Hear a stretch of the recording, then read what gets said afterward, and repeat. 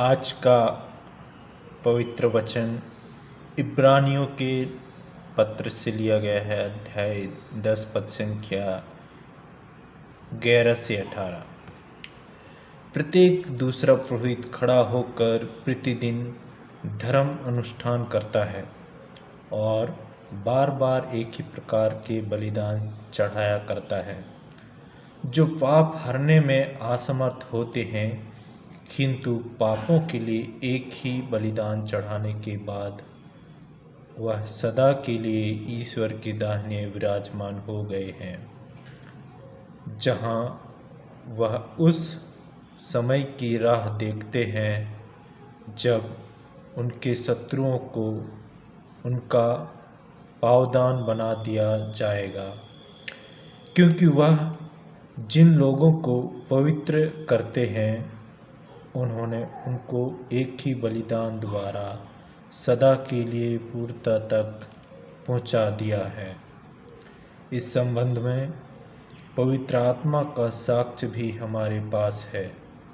पहले वो बोलता है, प्रभु यह कहता है, मैं उनके लिए यह विधान निर्धारित करूँगा, मैं अपने नियम उनके मन में रख दूँगा, मैं उन्हें उनके हृदय पर अंकित करूँगा।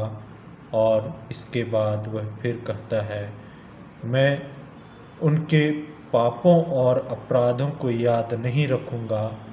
जब पाप क्षमा कर दिए गए हैं तो फिर पाप के लिए बलिदान की आवश्यकता नहीं रही। यह प्रभु की वाणी है। सुसमाचार संत मार्कुस अध्याय 4 पद संख्या 1 से 20।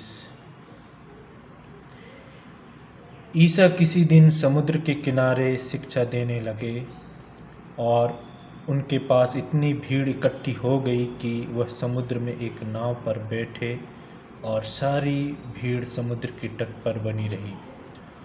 उन्होंने दृष्टांतों में उन्हें बहुत सी बातों की शिक्षा दी। शिक्षा देते हुए उन्होंने कहा, सुनो, कोई बोने वाला बीज बोने निकला।